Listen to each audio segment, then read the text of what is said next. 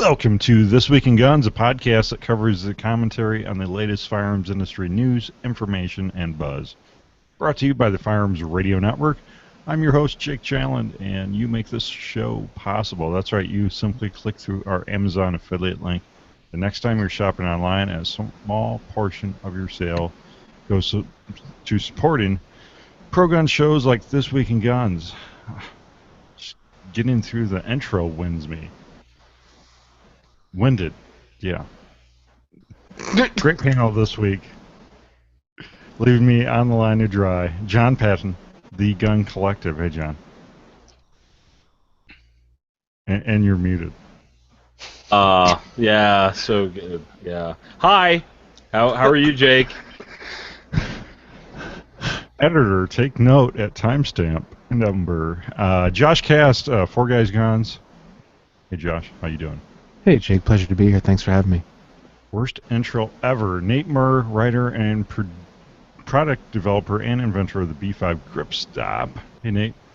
Hey, Jake. Why do you guys keep letting me back on the show?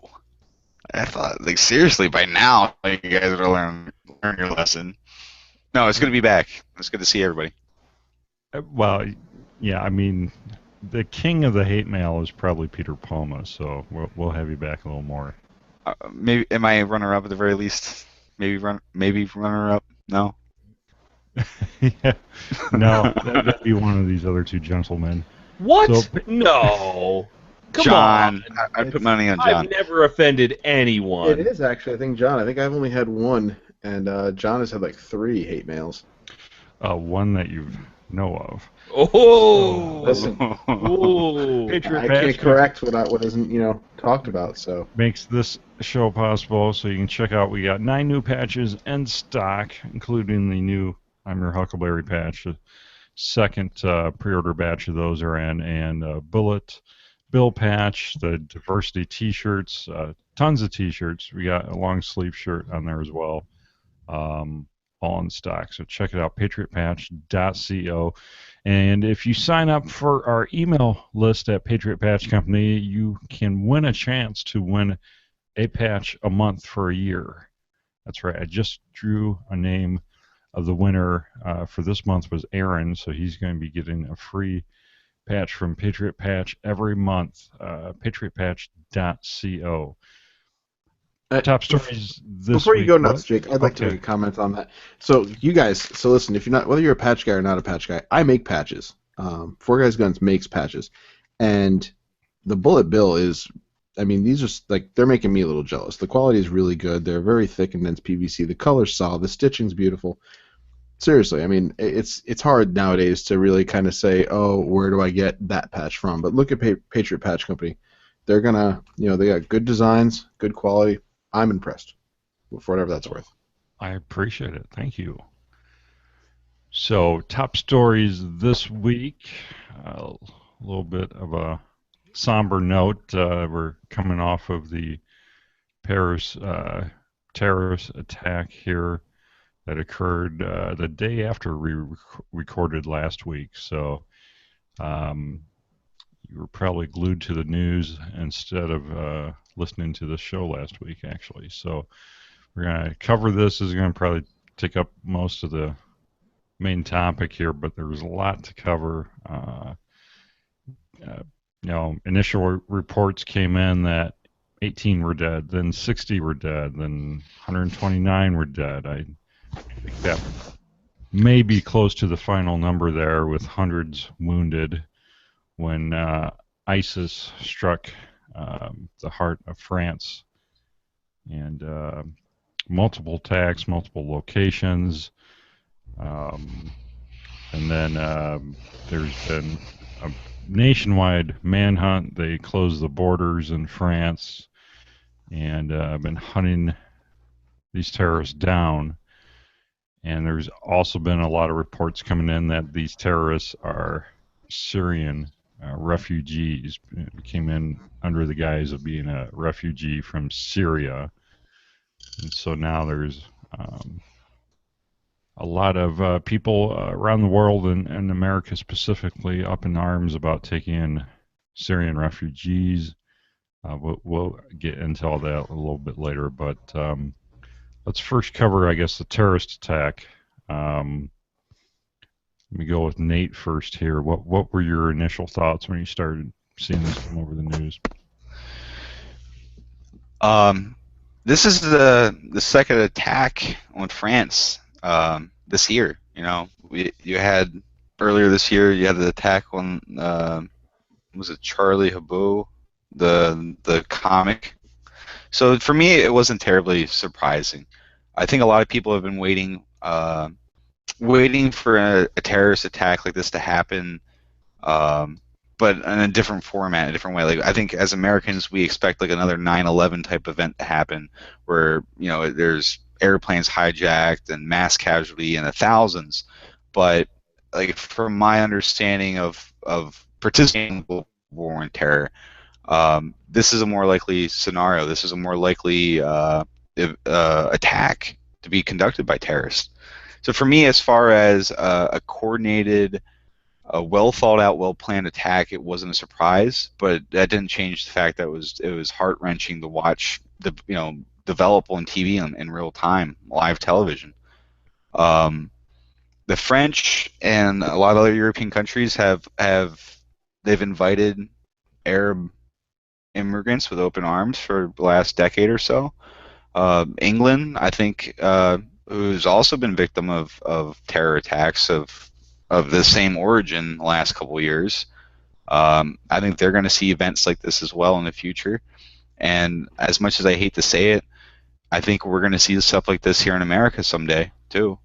Like everybody thinks it's going to be some dude hijacking the 747, but in reality, it's not going to be. It's going to be lone wolf attacks. It's going to be onesie, twosie, small cells, small teams conducting coordinated attacks in unison, like the one that happened in Paris last Friday. So it's a terrible tragedy. It's very sad.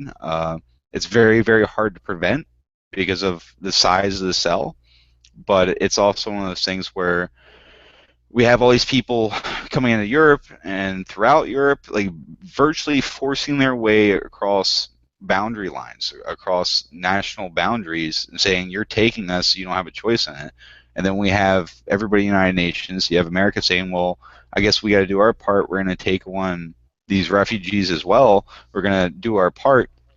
I'm going to say this from my experience of fighting the war in the desert, is that these people don't have documentation. We would encounter people when I was in Iraq. You would encounter the guy, like, what's your name? Oh, my name's Ahmed, right? He's suspect. You think maybe he was a trigger man for an IED. You can encounter the same guy a week later, like, what's your name? Oh, my name's Muhammad. They didn't have photo ID, they didn't have birth certificates, they didn't have social security cards. It's insanely difficult to try to track people. And having been to Syria, having been on the Syrian-Iraqi border, which was used throughout the Iraq war for weapons and personnel to come in to fight Americans. It was an open border. It was extremely difficult to control. For us to say that definitively, you look at a 30-year-old Syrian male and say, oh, he's a good guy, he never pulled a trigger, he never fired around in anger, there's no way to prove that. There's absolutely no proof that the guy had never been a combatant, had never fought against American forces, or hadn't committed, atrocities. There's no documentation.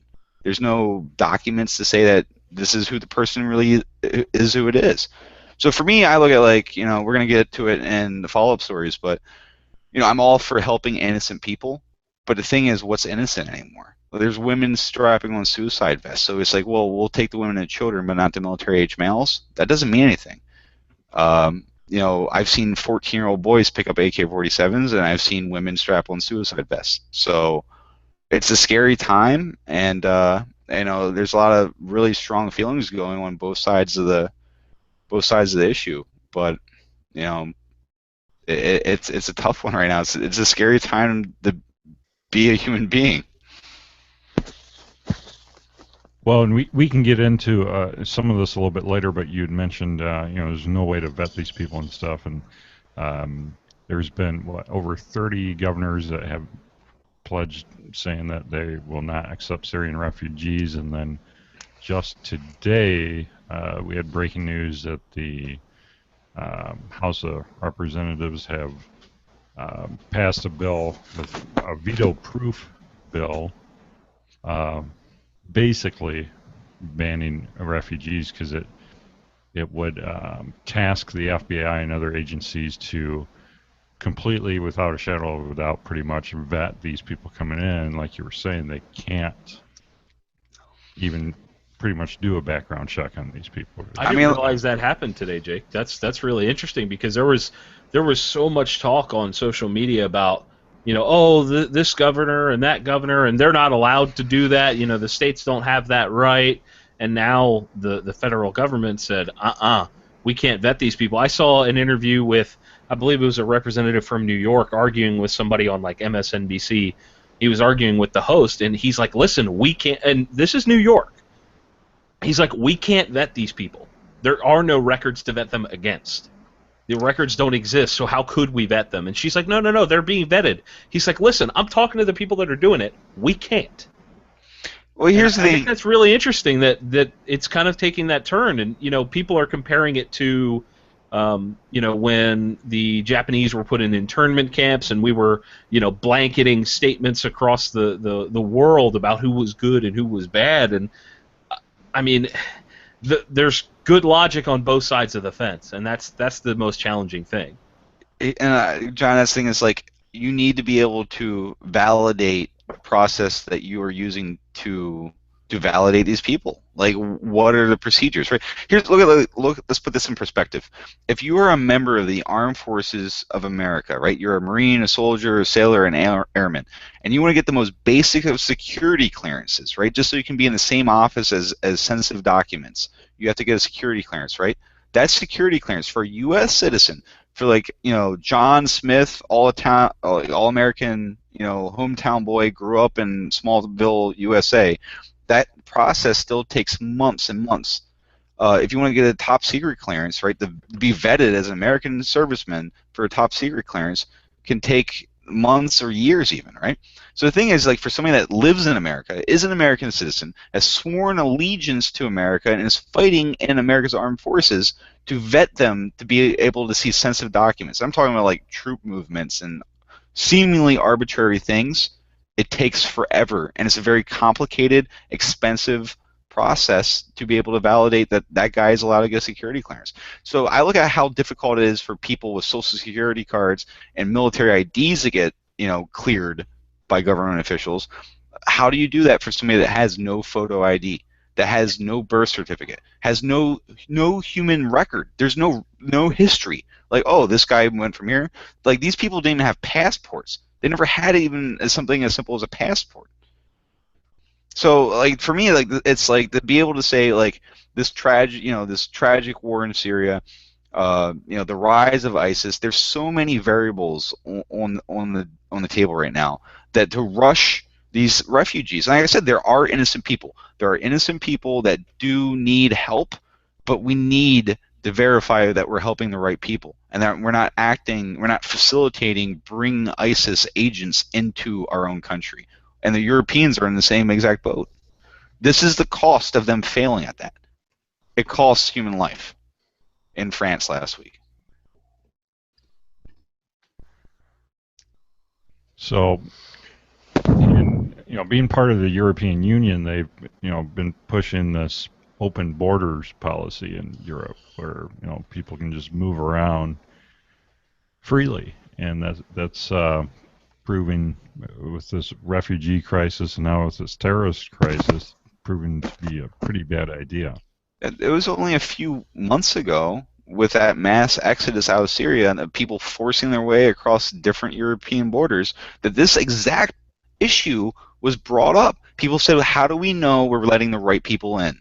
And they condemned them as being anti-Islamic, as being bigots, as being everything but reasonable. When in reality, that was an extremely reasonable question for people to ask. Like, how do we know? How do we know? The simple answer is you don't. And when you blindly let people into your house, don't be surprised when they make a mess of it. So there's other information that came out that some of the terrorists maybe used PlayStation 4s to communicate. And then we also have word that the hacker group Anonymous launched war on ISIS, and they've taken down 5,500 ISIS Twitter accounts. They've also exposed a U.S. company, saying that this U.S. company has been assisting ISIS and other action as well from the hacker group. Josh, can I get your thoughts on that part of things? On Anonymous? Mm-hmm. I think it's Anonymous is one of those groups that generally they thrive on anarchy. They prefer to just do things not by an actual anarchist playbook, but just as they see fit, kind of like on a whim. Sometimes they're the anti-hero. Sometimes they just want to watch the world burn. This is one of those times where everyone just, they kind of see Anonymous and what they've done in the past, and they see ISIS, the real, physical, tangible threat of dead people, period. And they're like, well, what is Anonymous going to do against that? Because no one from Anonymous is getting up and grabbing a gun, taking a guy down. Working that riot shield that guy took, what was it, 47 7.62 rounds as they breached the door. That's not what Anonymous does. What a lot of people don't realize is that when the U.S. goes to war, when any country goes to war, one of the things you do is you go after resources. You don't just go after, it's honestly not that much different from, Warcraft or whatever. You go after resources. You try and cut off their funding. You try and cut off their supplies. You try and take their meals and make them yours. And Anonymous kind of moves very freely in and out of the internet. So when they're making all that oil money, they got to put it somewhere. Just sell, 6 million, 10 million, $1 billion in oil and stick it in a paper bag under your mattress. It's got to go somewhere. So shutting down communications, ask Murr, because I'm sure he's been there and done that, where it's, if they can't talk, if they can't communicate, and they're going through PS4, Anonymous took down PS4 for funsies. They didn't like something Sony did, and they took down PS4. They're going to take down Twitter accounts. That really kind of inhibits that little kind of stealthy way of communicating and forces them to communicate through ways that a lot of major countries can communicate through, via phone, via regular internet and email, encrypted or otherwise. We can move money. We can chop, heads off of where that money's going. We can redivert money. Anonymous might do something silly like, we'll just take, this $10 billion from oil and redistribute it into a children's hospital, Boston, for funsies. Yeah, seriously, those guys are super, super powerful. They are, Anonymous is a collection of some of the most intelligent, computer-driven individuals on the planet right now. These people, Whitey said it great, they just want to watch the world burn sometimes. And I think, genuinely, that they're out there with a good heart most of the time. And they could easily take this shit down. But sometimes they don't intervene because it needs to play out. And I think them seeing this happen, it could have been one dude that shut down these 5,500 accounts. You know what I mean? Like, this is not... The technology doesn't require 1,000 people to do it. It doesn't. There's a downside to this as well, though, right? As I agree with what John and what he both said about, Anonymous. They do some good things and they do some questionable things. I'm one of those people that I have mixed feelings about the organization. I like when they do, when they do certain things kind of this nature, right? Kind of like a righteous thing or something that aligns with how I feel, right? Sure. And other times I don't agree when they do things that I just don't agree with it, right? Digital vigilantes. Vigilantes, right? But the problem with this is that sometimes doing stuff like this creates more problems than good, right? We stifled the voice of the terrorists, or we restricted the capability for them to communicate with each other.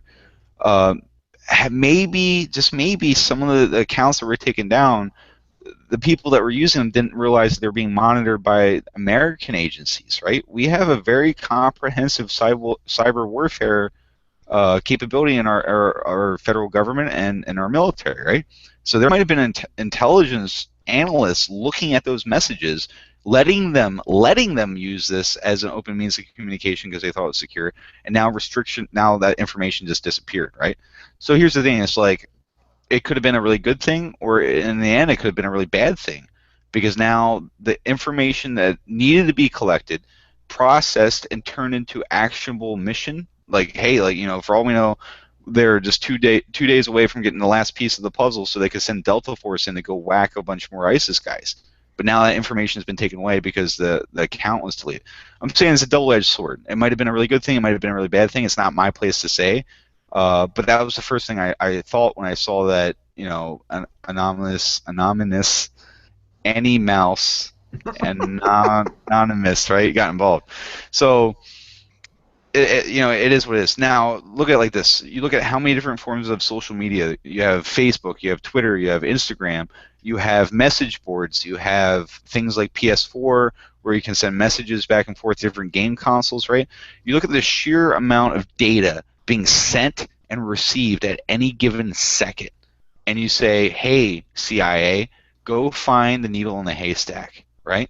So that's the thing, is like using something like a game console to communicate.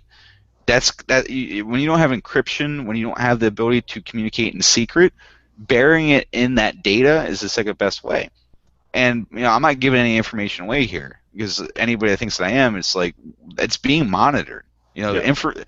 Information is being collected and turned into intelligence off those messages. And we don't like it when it's like patriotic stuff, like when people, when Uncle Sam sees that I spent way too much money on Amazon, like, why is Murr, buying so many Hello Kitty dolls or whatever, Never like whatever crime. Whatever crazy thing, but like it's also used for good. It's all, information gathering, data mining is used for finding the bad guys, and like Whitey said, the trail of money. Any organization, like, here's the thing, it's like France declared war on ISIS, and the thing is, you have to declare war on a nation state. You can't declare war on an entity, like something that doesn't even exist. But you look at ISIS, and that's exactly what it is. They want to be the nation of Islam worldwide, right? But look at it like this. They have resources. They are generating capital. They're making money, okay? They have land. They have power. They have influence. They basically have everything that a true nation has. So it is, for France to declare war on Islam. And I'd like to remind people that this isn't the French's, it's not their first involvement in the global war on terror. The French very faithfully, and I will point this out, I'll be the first person to point this out, they have shown more loyal support to the United States of America in fighting the global war on terror in Iraq and Afghanistan, especially Afghanistan, than almost any of our European allies. They're one of our chief supporters, and honestly put more boots on the ground in Afghanistan than the majority of the people that said, hey, we support you. Well, you know what? Thanks for the blankets, and thanks for like the humanitarian aids, Europe. But a certain number of countries have said that we're going to help you fight this war, America. Some of them sent guys with guns and boots and combat gear, and other countries they sent blankets. So I think a big part of our current state in the world is that people don't necessarily want to face the reality of what we're dealing with. In order to, sometimes there are collateral damage issues, right? Sometimes the wrong people get killed, but at the end of the day, the right people get killed, and something might happen to push us in a better direction.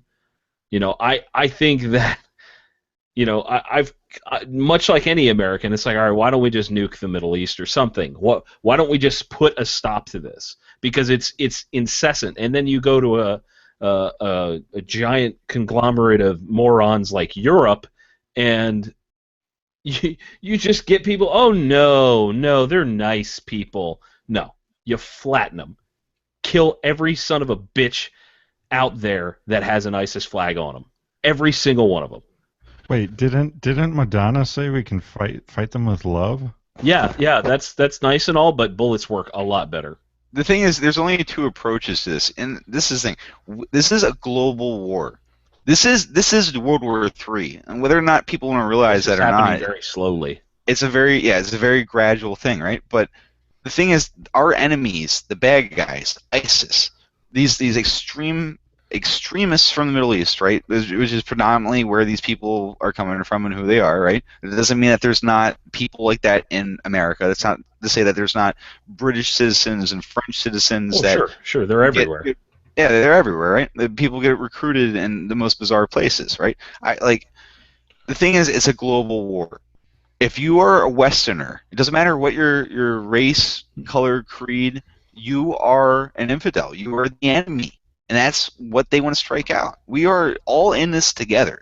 There's going to be more attacks against the Western world, either in Europe or in America or Canada. It's going to happen. If you are not it's like either you're with us or you're against us. So it's virtually everybody that's with ISIS against virtually everybody else in the world. And they will not stop.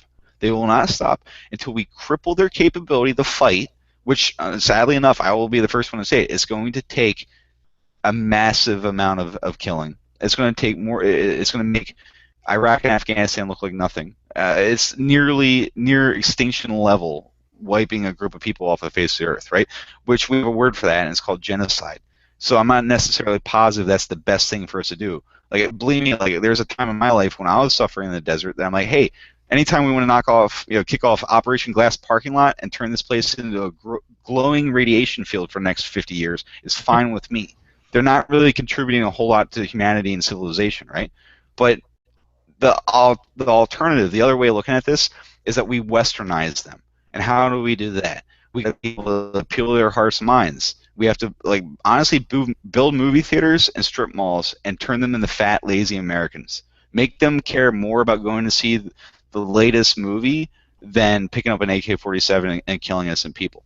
The problem with that is that that's not going to happen. We can't westernize them. We tried for 10 years in the desert to do it, and we failed in Iraq because we left before the mission was accomplished, and we're going to leave Afghanistan, and it's going to be even worse. I promise that. You know, it's going to happen. We didn't cause this war, okay? We just helped it along by doing the wrong things, by having the wrong strategy, and that's the part. That's where we're at fault. The thing is that we don't want to hurt anybody's feelings. We don't want to tell anybody no. We don't want to say, oh, well, I don't want to be called a racist or a bigot. I don't want to be accused of not being compassionate to these poor refugees. So sure, open arms, open door, come in. You're literally inviting the snake into your house. So the thing is, this is a great metaphor. Somebody said this the other day. I think it was my buddy Dean. He said, there's 10 men standing outside your front door, and one of them was a serial killer, and the other 9 are just regular Joe good guys, and you had to let all 10 in or keep the door shut, what would you do? Is it worth letting in 9 good guys and 1 serial killer if you don't know who the serial killer is? Or is it worth it just to keep the door locked? There's like 80 different versions of that same metaphor. If it was 1947, yes, I would let all 10 of those people in because I know that there's going to be 9 other dudes that are going to help me square away the one that's jacked up. Nowadays, I can count on those 9 dudes taking pictures and video and putting it on World Star Hip Hop while my family gets destroyed. That's what I can count on in that relationship in this day and age. But it isn't the good old days of the greatest generation anymore.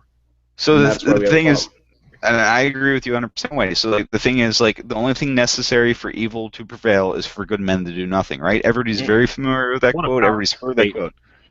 But it's true. It's more true today than it's ever been, ever in human history. The thing is, there's less people scared to do the right thing, which is confront evil, to fight evil, to call evil out, to say, hey. And that's the thing. It's like, with all states saying, well, we don't want to let these refugees in. It's not about good people refusing to help other good people. It's that it's not worth the risk. We don't know what percent. We don't know, are we receiving 3-year-olds and widows, or are we receiving 30-year-old military-age males that might have massacred entire villages, and we have no way of knowing if they did that or not?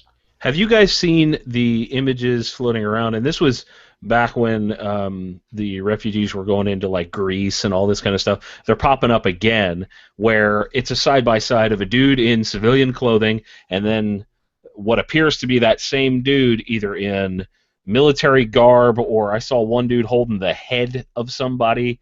Like, just really brutal stuff. And they're basically like, this dude is a terrorist. Why is he coming into whatever country he's coming into?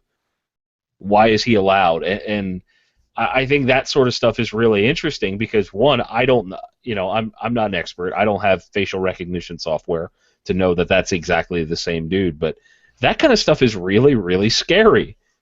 And let's talk for a second about what happens when that happens here in the U.S. Because I don't think we're all questioning of if. I think we're all pretty confident that at some point something bad is going to happen on U.S. soil, and that's a terrible statement to even say.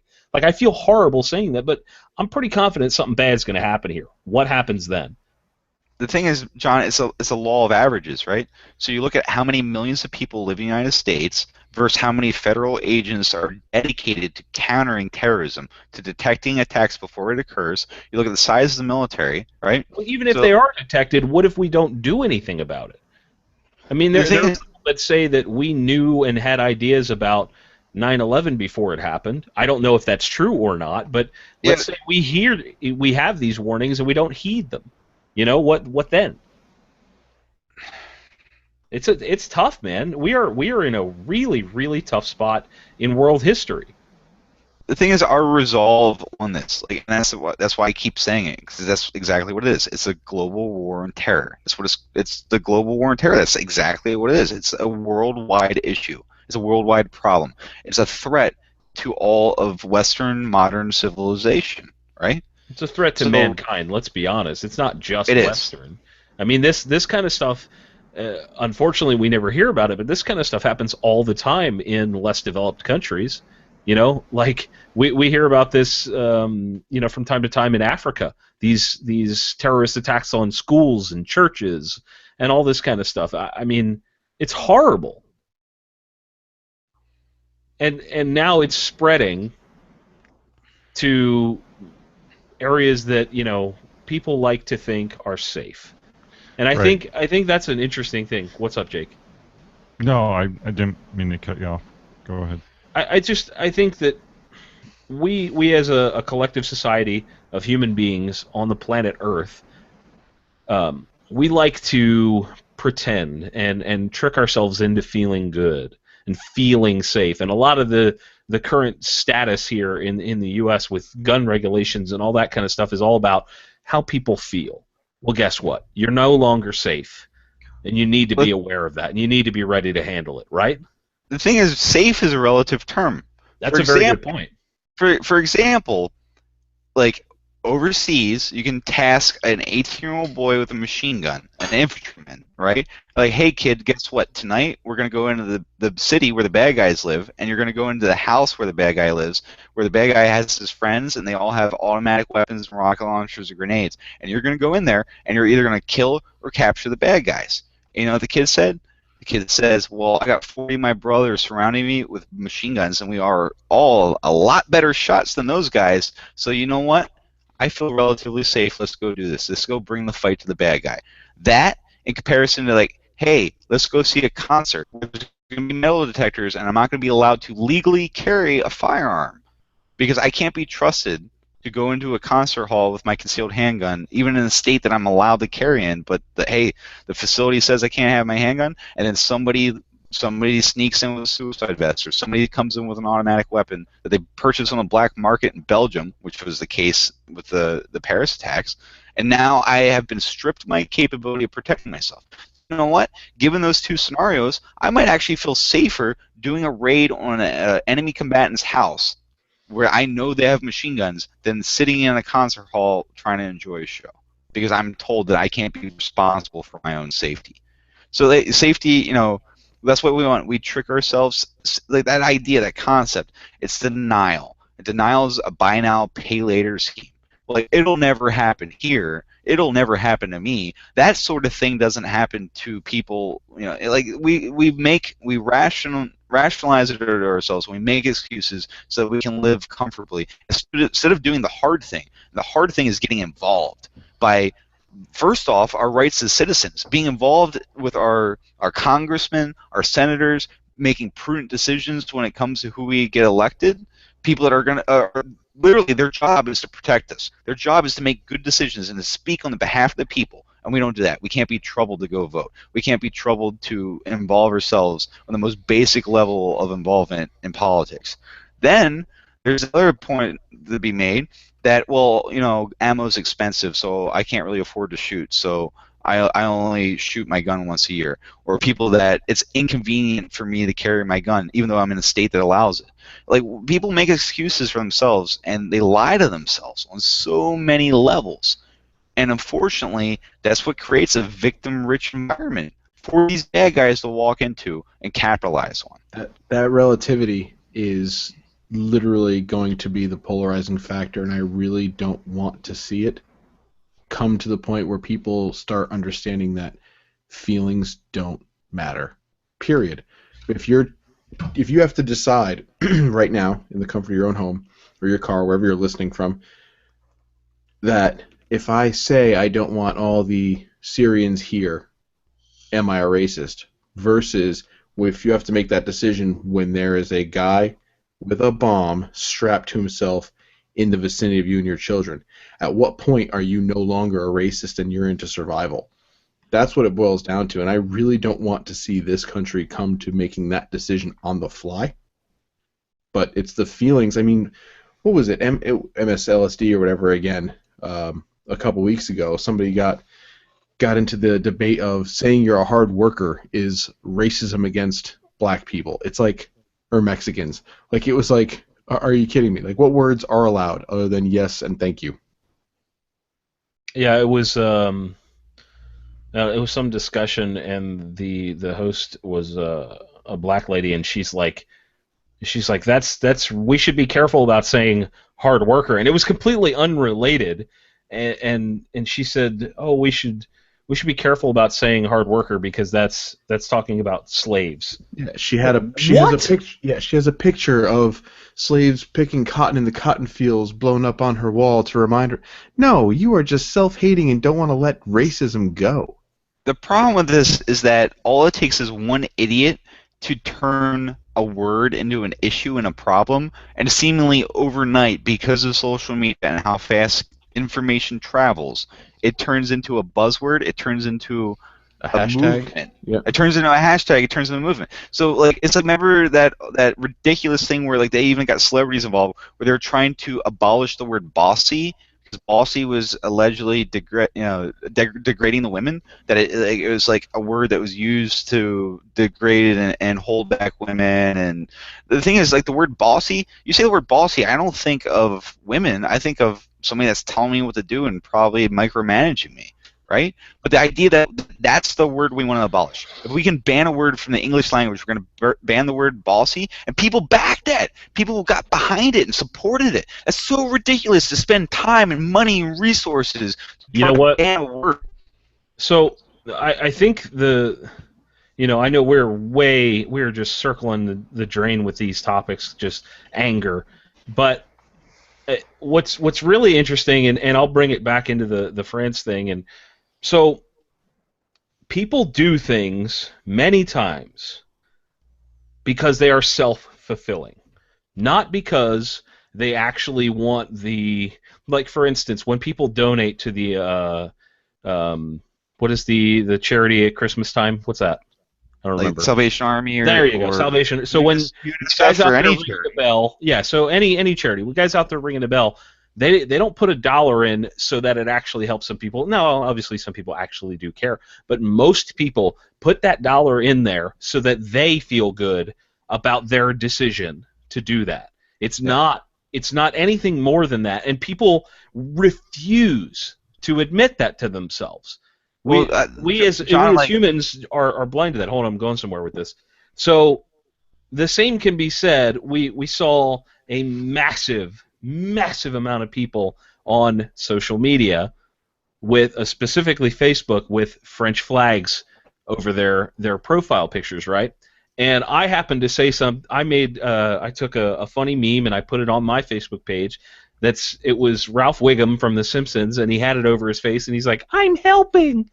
Here's the thing: people got bent out of shape. Oh, I'm standing with the French people. No, you're not. You're not, because no French person actually sees your Facebook profile, and they don't care if your Facebook profile has a French flag on it. They don't.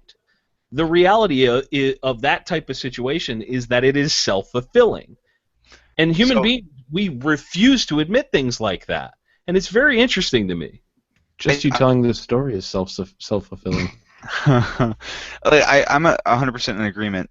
When I was younger, I want to say, I can't remember, so maybe like for more literate people out there, they can correct me in the show notes, comment or whatever. But I want to say Ralph Waldo Emerson wrote this piece, right? It was like kind of like philosophy about charity, and regardless of who wrote it, the gentleman said that one of the most selfish things a human being can do is to give to a charity, because it's exactly what he said. Like when you walk by that pot and you put that dollar bill in the Salvation Army pot, eyes are on you, people are looking at you, people are judging you, and when you put that $1 bill in that pot, you're not feeding a kid on Christmas morning, not buying a toy for a kid on Christmas morning. You're buying self-satisfaction, right? You feel good about yourself, put $1 in the pot, and you keep walking. However, if you truly cared about the cause, you would be the guy standing in the cold ringing the bell. You would be the person at the soup kitchen. You would be the person delivering the toys to the children, right? If you truly cared about that cause, that's what you would be doing. You would be taking action instead of throwing $1 into a pot, right? So with what I think it kind of ties in pretty well with what John was saying, that it's easier for us to change our Facebook profile. It's easier to support a hashtag activism movement than it is to actually physically get up, leave the house, and get involved. Just like it's more difficult, it's infinitely easier to sit there and criticize politicians than it is to actually leave your house and go to the polls on election day, which apparently a lot of Americans, the majority of Americans, don't seem to like to do. So it's one thing to say we're always looking for the easy way out, and there's no easy solution to this problem. The solution is suffering. It's pain. It's death. It's a lot of bad before it gets better. But do we have the resolve to do it? Do we have what it takes, the gumption to see this through? We've been at war for 14 years with these people, and nothing's just only gotten worse.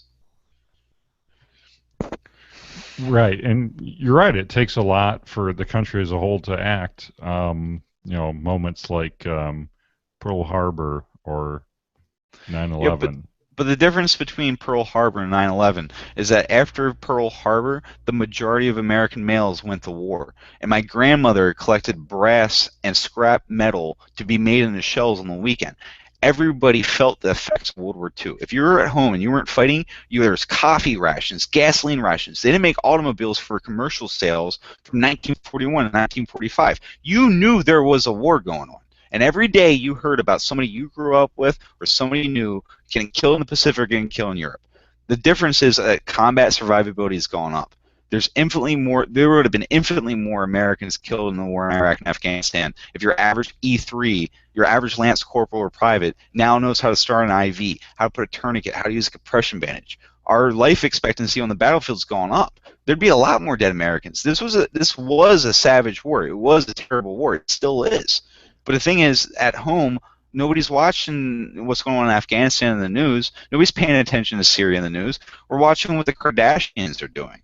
We pay more attention to things that don't matter than we do to the things that actually affect our lives and affect our welfare. Well, and the other thing we didn't have back then was the political correct culture that we have now, where, like you mentioned earlier in Europe, how, there were some people are bringing, the point up that, hey, all these people migrating across Europe might be a real problem here, but then, you're racist for thinking that, you're, whatever, a bigot, and, people can't speak the truth now without being labeled, some kind of terrible term, which they are not. So the thing is, and it's very interesting to think about human history, right? So I always like to use the base of 13,000 years ago. 13,000 years ago, the last ice age ended in North America.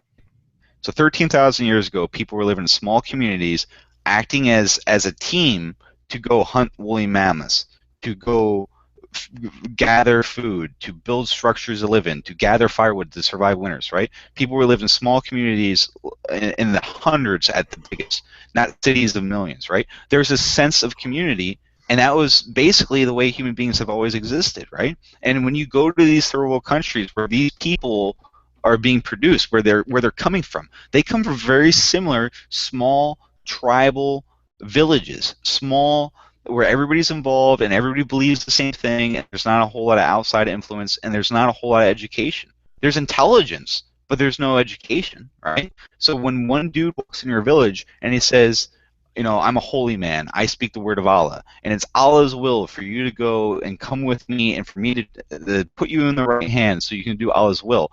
When you have like what essentially equates to a third grade education and you're living in squalor, you're like, oh, well, I believe in Allah, and this guy is the holiest of the holy, so I guess I should listen to him.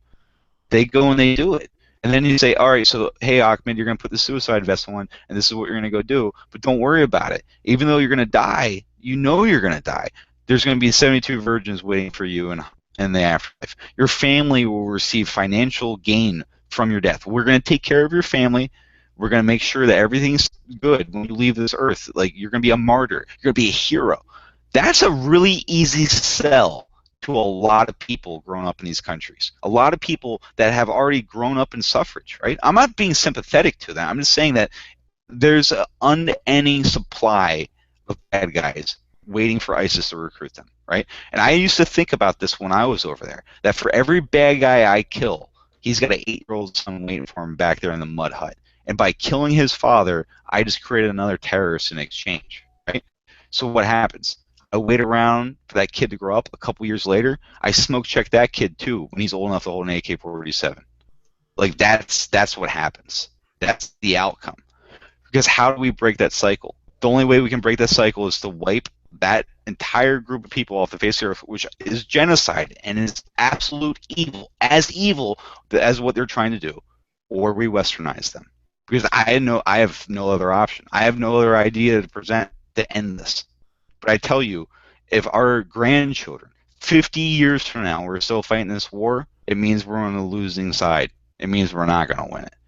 This is the time that we take action. This is the time that we end it.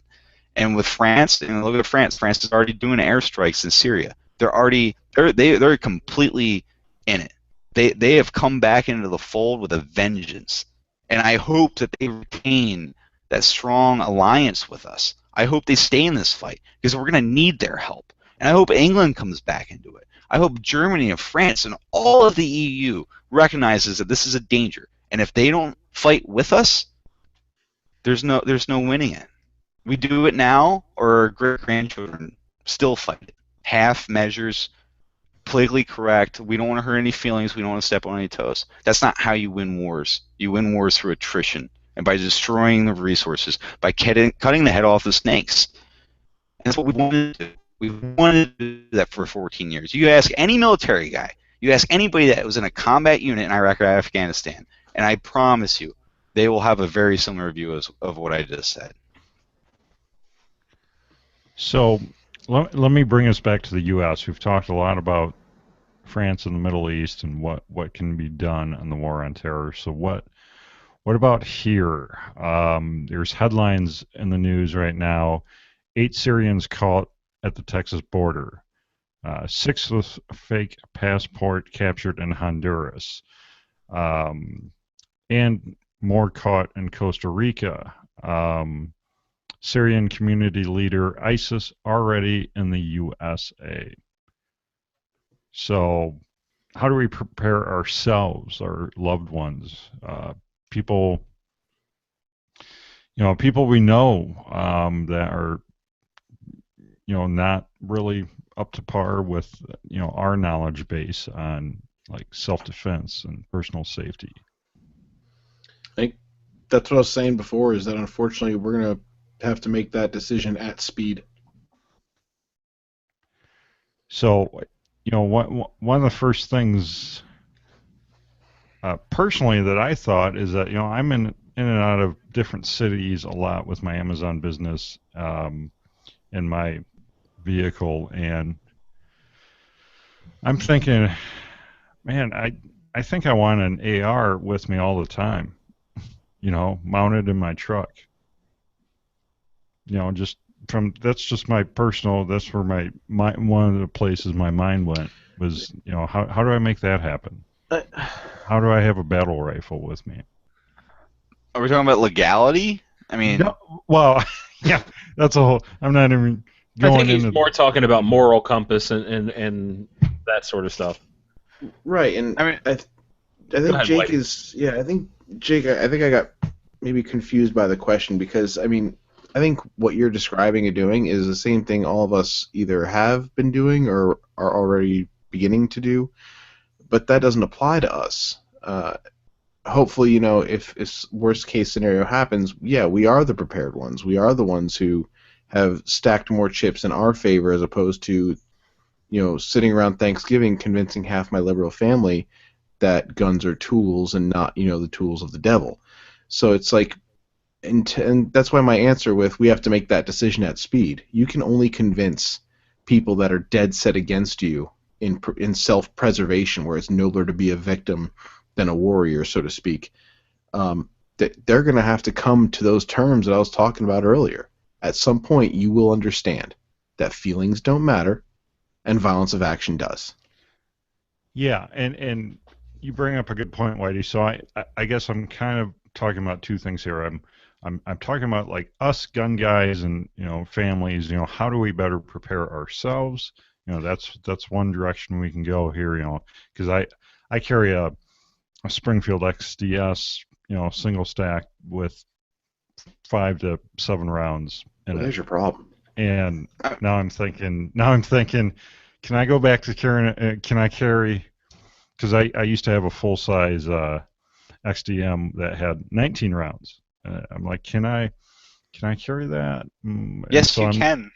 Well, that's just thoughts going through my head, fondling things. Let's look at it like this, though. Let's look at it like this, right? This is a question I used to ask my junior Marines, right? So, like, before the war began and I was a young boot, like young Private Murr, I remember thinking, like, oh, man, I wonder what a gunfight's like. I wonder what, like, war is going to be like, right? I wonder what it feels like to pull the trigger on another human being.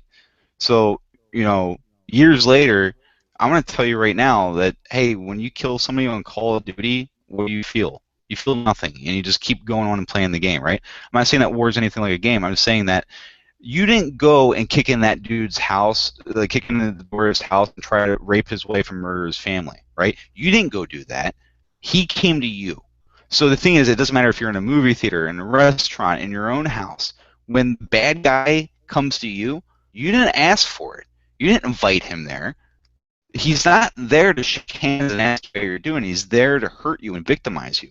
And how you should feel to pull the trigger on that other human being, I'm going to tell you right now, you have to make that decision ahead of time. Just like you have to make the decision ahead of time if you're going to do the right thing, right? So it goes down to personal resolve. It comes down to your individual skill and just overall your willingness to confront evil when you see it, right? I'm going to tell you right now, I have stopped at so many car accidents on the side of the road, bad car accidents, right? And jumped out with my med bag. I'm not an EMT. I'm just a basic combat lifesaver guy, learn medical stuff in the military. I've done that kind of stuff in the service overseas, but, I don't really have the right to do it. But I see car after car after car after car drive past that car that's laying on its roof on the side of the road. Like, not my problem. I'm sure the EMTs will be here soon. You can bleed out in less than 2 minutes. And sometimes, like, oh no, we're safe, we're good, and I help the family crawl out of the broken window with broken glass everywhere with minor cuts. And other times it's somebody bleeding really bad, right?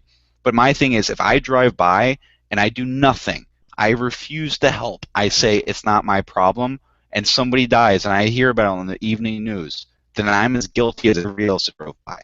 I helped that person die. I practically murdered them. That's my own moral compass. That's how I feel. So to keep this short, I asked my Marines, the junior Marines, how many men do you have to kill to be a gunfighter? Does one fight, does one pull the trigger, does that make you a gunfighter? Some people might say yes, and others might say no. Like, all right, well, maybe that was an anomaly. How do you really know that, like, you're a true blue gunfighter? There's 2 gunfights. How many dudes do you have to kill? How many gunfights do you have to be in to be a gunfighter? The thing is it doesn't matter. There's no answer to that. I wanted my junior Marines to have the mindset that they were gunfighters because that's exactly what they were. You don't want to go into a gunfight and become a gunfighter. You want to go into that very first gunfight, that very first deadly force encounter, as a gunfighter. So what that means is a mindset thing. It's you drawing a line in the sand and establishing this is what I will do when this happens. And in the case of this is what I do. And once you establish a plan, once you know in your heart of hearts what you will do, you will be so much more relieved, and you will start preparing for that day. You will hope that day never comes, but you will prepare for it. You know, that kind of, it's not really a shameless plug. You mentioned mindset, and one of the best courses I had ever heard was a course from Rockwell Tactical. It was their mindset seminar. And, you know, Jared Ross is he's an combat incredible veteran. Yeah, Green Beret, he's an incredible instructor. Great guy. And the perspective that he was able to give on a situation that is bad or life in general. I mean, there was just so many things that I picked up, and just it shifts your mindset. And you know, Whitey's got a great point. We're going to have a lot of people deciding on the fly whether or not they want to be a part of what's going on. And unfortunately, that may be a bad thing, it may be a good thing, but we don't have that choice. We can't dictate for other people when they decide to do something for themselves. And all we can do as normal, upstanding Americans is be as prepared as we can and try to get our families as prepared as they are allowing themselves to be, right? You save who you can save. You can lead a horse to water, but you can't make him drink. I mean, here's the thing. It's like, look at it. Like, for the last couple of years, I've heard people ask me questions. Like, people I never thought in a million years would ask me, hey, can you teach me how to shoot a gun? Or, hey, do you think it would be smart for me to, create an emergency plan for my family? Some people, like some very unlikely characters, have asked me some very honest questions, much to my surprise, And I'm pretty sure that based off what's going on over in Europe right now and the possibility of stuff like that happening here soon, you're gonna have friends, you're gonna have family approach you, but it's not gonna be everyone. There's gonna be the majority of people are gonna live in the state that they're living in, the very comfortable state of denial. They're not gonna say, well, I'm gonna go spend money and time and energy and resources and vacation days to learn how to shoot a gun, how to apply a tourniquet, how to establish an emergency rendezvous plan with my family. I don't want to seem paranoid. I don't want to seem like I'm scared. The people will rationalize it in all kinds of different ways. We can't save everyone, but the ones that truly want to be saved, the ones that want to know what to do and how to prepare for it, give them your time. Help them on that journey. Somebody helped you at some point. Either if you were raised with it and it was your dad, or you came into the firearms and everything that goes along with like the whole mindset, preparedness, self-sufficient go-to attitude that makes us Americans. However long it took you to come back to that or to discover it, somebody helped you along the way. So be that mentor, be that big brother, that big sister, the person that asks you, hey, what's the first step? You're not going to be able to convince everyone, but the ones that want to learn, help foster that along. Absolutely, and I think people may be more open to it than ever. At least some people. So it's hard to turn your back on so many things. Like if you just look at things and base it off, and this is the thing. This is why I think that all these senators and now all of a sudden the government is getting involved and saying, hey, hold on a second about these refugees, right? Is that if you look at these things with the approach of reason and logic, you can only lie to yourself for so long. You can only turn your back on the truth for so long. And a lot of eyes have been opened this week, And the thing is, the last time I saw that was 9/11.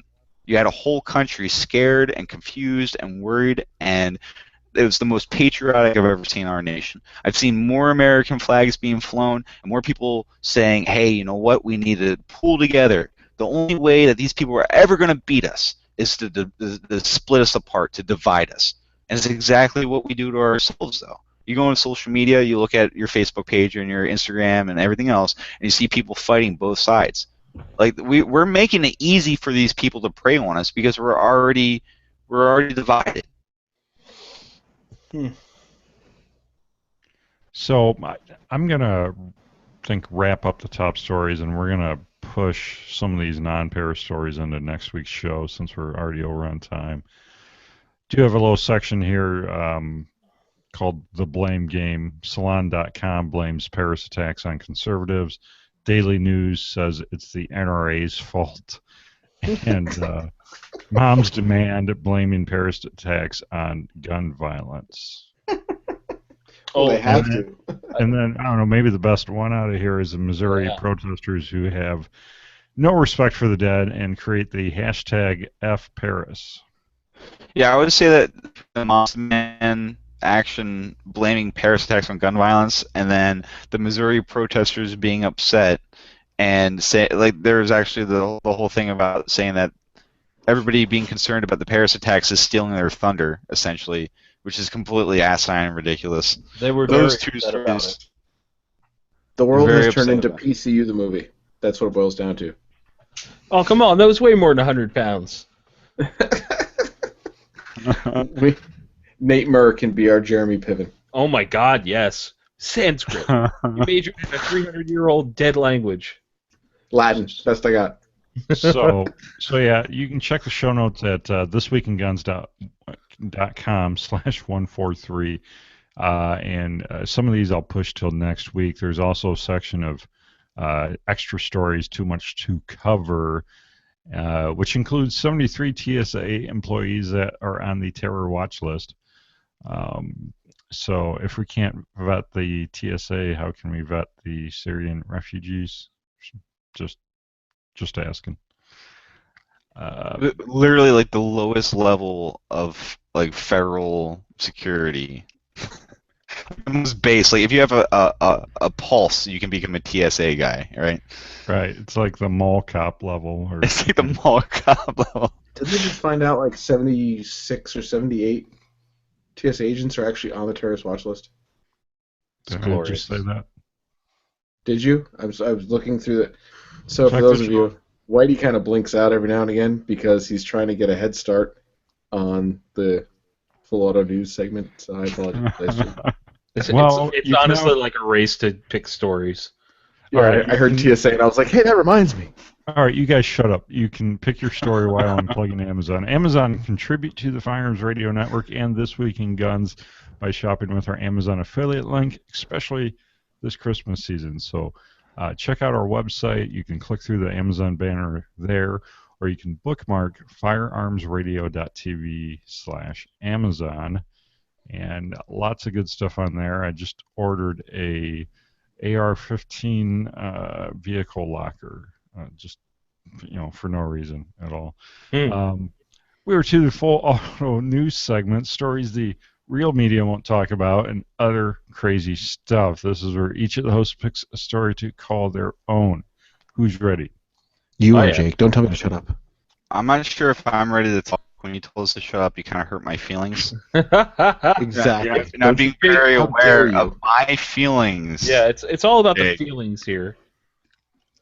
I'm calling Mom's Demand Action. We are no longer in the I'm offended section, so all you guys can... I really want Hey, Jake to Jake. really yell. John has a one story. day. Shut up. I'm allowed to be offended over anything I want. I am a precious little snowflake. and so unique in your own right. John, what do you have?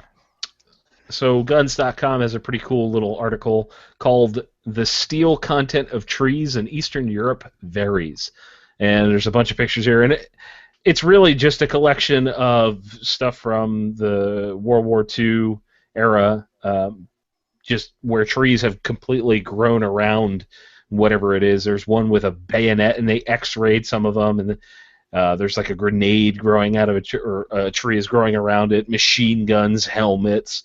And I think that kind of stuff is really interesting to watch how nature reclaims the earth. We can do everything we want to destroy it, and nature will always reclaim it. And it's really interesting, man. To see a helmet with a tree growing out of it. It's wild. There's also a group of photos. It's like a photo gallery on Facebook somewhere. I think I shared it on the Gun Guy Radio Facebook page a while back, but I think it was also the Eastern Front, and just these guys that go out and dig this stuff up. They're like digging up full-blown German motorcycles and like armored carriers and like Wow.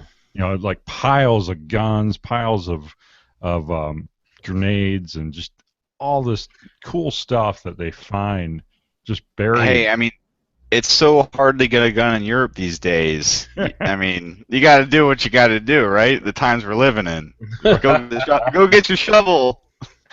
Go get your shovel. All right, so who's ready? Nate? I forget which one I wanted. There's a really good one. That one is really cool though, about the steel content of trees in Europe that John talked about. What was the one I wanted? So I'll take one real quick. Milwaukee sheriff hands out parking ticket to himself. This is Milwaukee Sheriff David Clark. I guess it was during a Veterans Day event where he pulled up to the event, and apparently he told another officer to, hey, go, move my Suburban. I'm in a handicapped spot, but apparently it never happened. So when he found out that the car was never moved, he issued himself a parking ticket, and then I guess they have an option where you can pay $35 of the $200 ticket if you also donate $200 to a charity. So he chose to donate to a organization that works with the disabled. But, I think that's a publicity stunt. Got to be honest. You think? Yeah. It sounds. I mean, like. Sounds a little staged, but you know what? Let's just give the guy the benefit of the doubt, John. You cynic. Let's just say that the guy did the right thing, and let's give him a good on him, right? All right. Well, this is one of our guys, though. This is a real pro-gun sheriff here in a city that is very anti-gun. He's constantly coming out. I think we've talked about him a few times. We have. He's constantly coming out on the pro-gun side of things. All right, we'll give him the benefit of the doubt. He's pro-carry, he's a good guy. So anyway, so are you ready now? Yes, I found my story, which actually took place relatively close to where I live and not too far away from from John, right? Which I don't actually know. I was completely wrong. No, completely scratch that. So, all right, whatever. It says North Carolina homicide suspect located at Knight's Inn, but I kept seeing PA, which now I feel like a complete idiot. I thought this story took place in Pennsylvania, okay, but apparently I'm wrong. It took place in North Carolina. So anyway, there's an officer that had responded to a really seedy motel where there's some bad dudes, whatever. The guy went in. He had his drawn service pistol, which was a Glock with a weapon mounted on a light. He encountered the bad guy who was hiding in the closet, and the bad guy shot him with a .38 caliber revolver, striking the officer's pistol. So basically, what happened was the guy went in to do his job, to go take out the garbage, and the guy shot him, and he shot a revolver round into the weapon-mounted light. The weapon-mounted light defeated the round, but also prevented the weapon from functioning properly. So when the officer tried to return fire, he couldn't, and had to retreat out of the room. They got the bad guy, But what it turns out to be, like, imagine being 3 feet from somebody and having a 38 caliber revolver go off and that round go into your light. So if you're pointing a pistol at someone and you're getting ready to shoot the bad guy and he's getting ready to shoot you, but he beats you on the trigger, the bad guy was trying to shoot the cop in the face is what it boils down to. Mm-hmm. Sight picture, sight alignment. So that flashlight basically saved that officer's life. I would like to point out that flashlight was made by Streamlight, which is a Pennsylvania company, and that is very close to where John lives. That's right down the road from you, bro. Yeah. So a fine Pennsylvania product saved that officer's life. But there's a lot of people. Yeah, I have no affiliation with Streamlight. Okay, I just think it's cool that they're a Pennsylvania company. I like their products. I think they make good flashlights, but it's pretty cool. If you think about it, if the flashlight wouldn't have been there, the round would have probably entered the officer's hand at the very least. It might have been defeated by the weapons magazine, who knows? But the officer was not harmed at all. So, I mean, it's one of those things like, right place for right time. That dude should go buy a lottery ticket, But, I think it's a pretty cool story. It's worth reading anyway. Totally. All right, Josh, what do you have? Okay, I'm not muted. I just came across Russian space station gun, but I was not prepared for that. I was actually looking at Welcome to 1894, trying to run and gun with the Krag. I want you to talk about the space station machine gun because that's so much cooler. All right. We can talk about both. Yeah.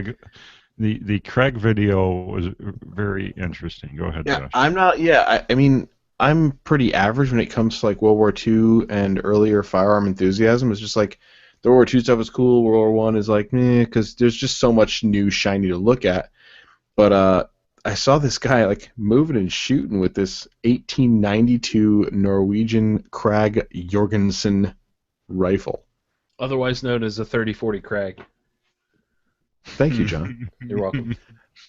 It's so the way it loads like really kind of caught my eye, and to watch this guy, I've seen guys battle malfunctions and regular old reloads on a firing line at a class in a longer time frame that takes this guy to literally individually load into this random little side tray, run a bolt gun, and move and reload. So I was actually really interested. It's pretty cool. This guy, he looks the part. He looks Norwegian as hell. Possibly So racist. the Germans. He's from the Caucasus. Like, I don't understand. He's white. How am I racist? I'm white. Ish. But yeah, this dude, if you want to see somebody run a classic bolt gun from the Spanish-American War, better than a lot of these, weekend warriors will run an AR-15. And it's shot really good HD. Like, I'm pretty sure this is 4K scaled down or cropped. Yeah, it's actually the crew from the Firearm blog. Alex is the guy shooting it, and I'm sitting here watching it. It's pretty cool. Shot in 60 frames a second, looks really pretty. And he's working the crap out of it. So if I remember right, this was the first standard issue bolt action rifle for the U.S. military, and because of the Spanish-American War, the action it took on there against the Spanish Mausers, it really did not perform to what the military hoped it was going to. So it kind of led into the adoption of the Springfield 1903. That is correct. That is all absolutely correct. I mean, it wasn't that great of a gun. There's a lot of complaints about the weapon. It was America's first repeating bolt action. Like, there's lever action guns issued to cavalry soldiers before that, but that was like the first time that was a standard issue repeater for all of America's armed forces. You gotta understand, like, that gun came out before smokeless powder was like a thing. It's like way back in the day, like, I don't know if this internet thing is going to take off or not.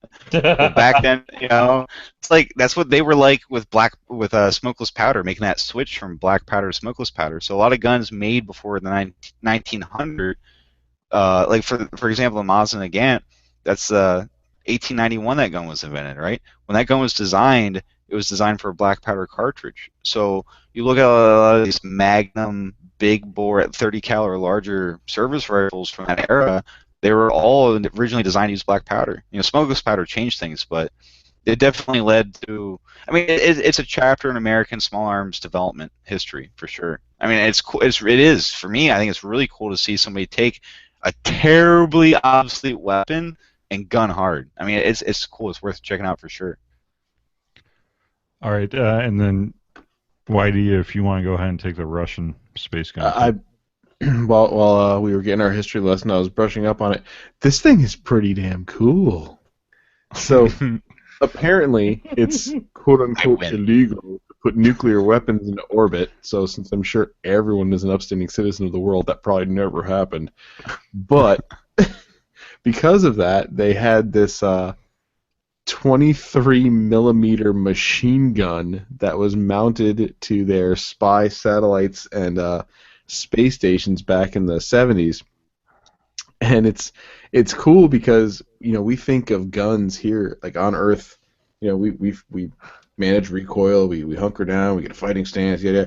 But in space, there's no gravity, so it's like they put this thing like just bolted on. It's like here's space station, here's the space station, right? Oh no, somebody's coming. They can't move this gun. It's just got to the whole thing has to go into a roll or a yaw to aim the entire space station at the incoming threat. And then James Bond, most likely James Bond Moonwalker, just saying. Yeah. Or Sandra Bullock / George Clooney. The mention of gravity was important because there's nothing to brace against. So the thrusters on the opposite side of the space station have to continually fire and thrust while the 23 millimeter machine gun is firing. I want to see the test videos where they figured this out because that's amazing. I started looking into it more because I'm already 6 links deep out of this because apparently there's telescoping ammunition involved. What? Crazy. Telescoping ammunition. Does that mean it's like Go-Go Gadget bigger projectile or? Yeah, that's exactly what that means. That was technology that was pursued in the 1950s and 60s through a bunch of different weapon projects. It just wasn't feasible. That's crazy. Well, if you think about it, it makes sense. Like, if you shoot a gun in space, everything has an equal and opposite reaction, right? Right. So to put this into context, an A-10 Warthog, with its giant, 30 millimeter cannon, right? When the A-10 Warthog shoots its main weapon, it actually decelerates the plane. It acts like an air brake kind of. It's pushing back. Yeah, that's how much energy is being thrown out that barrel, right? So you think of a space station in a vacuum of space, shooting a giant Soviet machine gun. If you didn't fire up those blasters, you might be on your way to Mars. Completely off topic, but I really hope that when I'm a grandpa, I don't take my son's sons to an air show and have them see a Warthog. I want that thing to fly forever. I've never been on a battlefield. I've never had it fly overhead. I just still think it's the coolest thing ever, and I would hate to see it come out of service for something like the YF-22 or whatever the hell, multi-purpose failure of a budget. I don't know. Warthog is like usually you build an airframe and then you figure out how you're going to add the armament. Instead, it was the opposite. Let's build this giant machine gun. Yeah. So awesome. Oh, dude, what if we make this fly? How do we fly the machine gun? And they built the airframe around the weapon system. It's such a crazy airframe. That's probably true. It is. That is 100% true. Is it really? It's like the cockpit is armored. It is like the thing is such a big lumbering giant and so slow moving air. They're like, we're totally gonna get shot. We need to design this airplane to be able to survive being shot because it's gonna get shot all the time. All the time. All the time. Yeah, it's pretty amazing. Hey, I have a quick update. So, Murr, you're not crazy. That actually did happen in Pennsylvania. It was in PA? Yeah, it's the Ben Salem police. The guy was a suspect from North Carolina, but he was in the Ben Salem area, which is again not that far from where we're at. I was gonna say it's off Route 30, isn't it? Off Lincoln Highway. Yeah. Yeah, it's a halfway point between your house and my house. No, the Ben Salem's out in Bucks County. It's towards Philly. It's on the other side of you then. Pennsylvania talk after the show. All right. Any other stories here that we want to cover real quick? We hit some good ones here, man. I mean, 12-hour standoff ends when police realize nobody's home. You can just laugh at that. I'm already laughing at that. Yeah. How do you tell the wife that when you get home? Oh my God, are you okay? Yeah, it was a 12-hour standoff, and I don't want to talk about it. Detail. Oh, is everyone okay? I don't want to talk about it. Why do you have to carry your bullets in your pocket now? Oh, womp womp. All right, how about man uses bananas to help? I can't even read this one. Man uses bananas to help make out in Walmart heist. Two brothers made it a family affair to steal from a Pennsylvania Walmart. Oh, which one? Where? What is wrong with your state, John? Shut up. Our state is awesome. You shut your dirty, sassy mouth. So they were making off with a $500 TV when confronted with a store security guard, and the one brother, when confronted, happened to have a bunch of bananas with him and started to hurl several bananas in the direction of the security guard while they fled the scene with. Leave me alone! No, I'm not giving you the TV back. He's throwing bananas. I would like to point out that these two fine gentlemen are from Carbon County, which is, as we affectionately call it, part of Pennsyltucky. This is the part of the state where no rules apply, and a lot of people have summer teeth. And I mean, these guys are just winners. Did you say summer teeth? Yeah, summer teeth. Summer teeth are there, and does their address say comma PA on it? I want to talk to you right now. I'm being hurtful. It's like if your town's got one stoplight, that's like, we're going to the big city this weekend. it gets a little sketchy in some parts of PA. That's why we all have guns. All right, so Patriot Patch Company helps make this program possible. The Patriotic 4-pack is now available for purchase, and I don't know, I lost one of the flags. I got 3 of them here. Patriotic 4-pack. I promise, if you order, all 4 will be included. And we have the new Come and Take It Junior T-shirts. Limited quantities are in stock. So if you want to send your kid to school with the coolest gun-related shirt, you can get that. Also have the beard patch, tactical beard patch that John was holding up there. PatriotPatch.co. The bullet bill, the hello, my name is. Tons of patches there in stock. And new pre-orders will be live tomorrow. So as soon as the show releases in audio form, they'll be live. Check those out for new pre-orders. And one is a Christmas limited edition Christmas patch. PatriotPatch.co.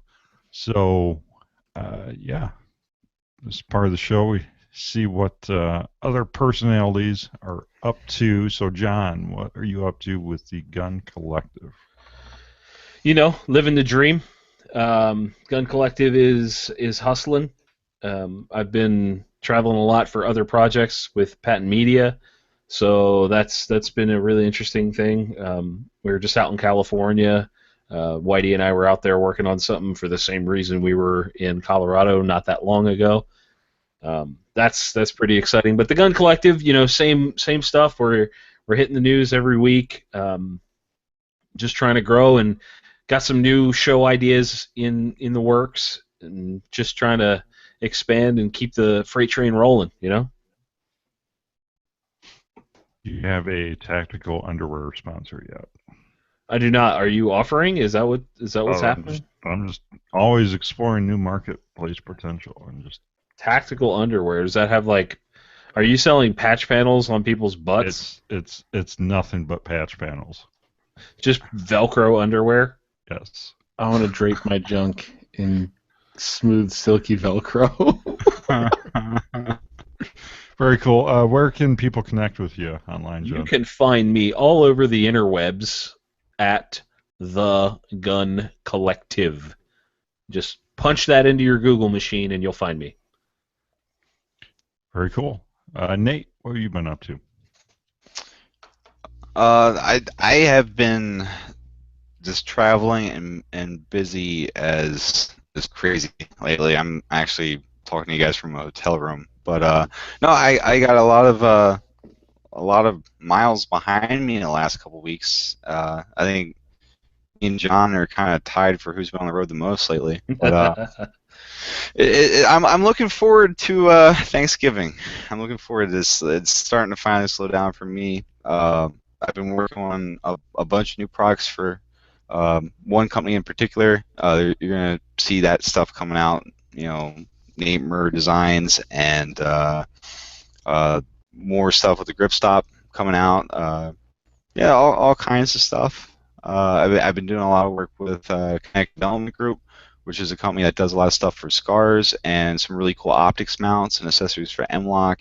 And they're crazy enough to listen to my ideas, so I like that. So no, things are going really well. I'm really enthusiastic. I'm excited to see the year turn over, and I have the feeling you're going to see a lot of really cool stuff at SHOT Show this year come January, and not just from companies like KDG and from B5 and stuff that I make, but from across the industry. It seems like everybody's really upping the ante this year across the board. So we need that.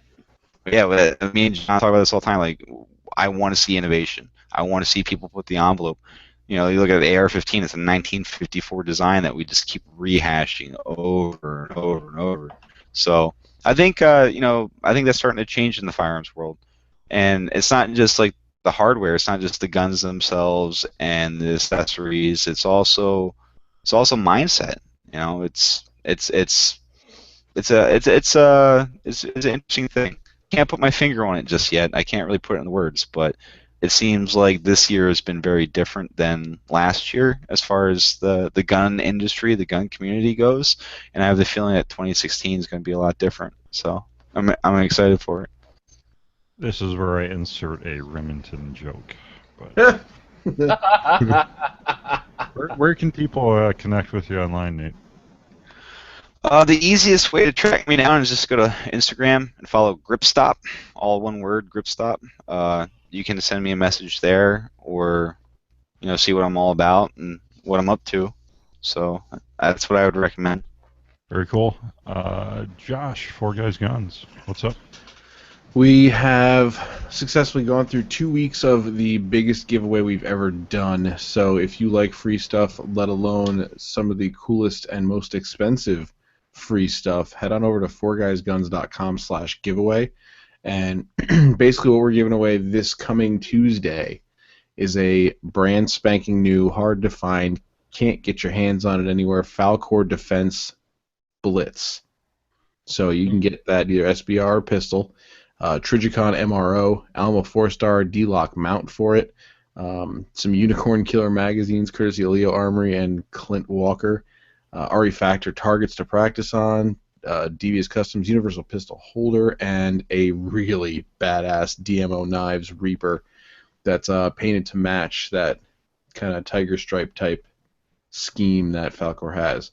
The big prize is next the week after, where you're not only getting that a custom pistol holster, which is literally the smallest prize, which it's those things are machined, so they're pretty cool regardless, but you win a Petra 300 Win Mag, one of the most badass guns, quarter MOA accuracy at 100 meters, better than half MOA all the way out to 5 and 6.